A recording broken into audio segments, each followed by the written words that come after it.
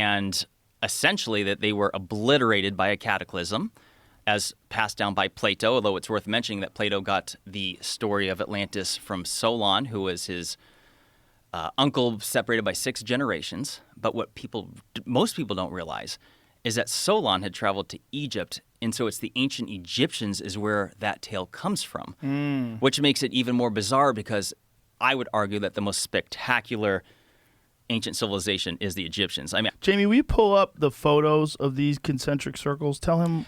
Yeah, the Richat, R-I-C-H-A-T. It's worth mentioning he's that. got it already here. Yeah, in the first couple, I just want to say it's Richat. I used to call it Richat. I was mispronouncing it. But let me ask you this, Joe, real quick. When you saw my video, was that the very first time you had ever seen this thing before? Yeah. That's the thing.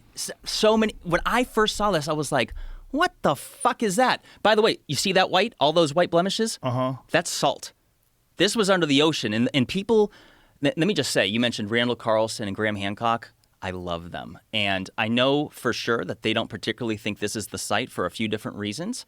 So let me say there's absolute doubt. Even I am not 100% certain. I'm not even 100% certain Atlantis existed. What I am certain is that humans were doing spectacular things and a cataclysmic event happened called the Younger Dryas and reset something for somebody.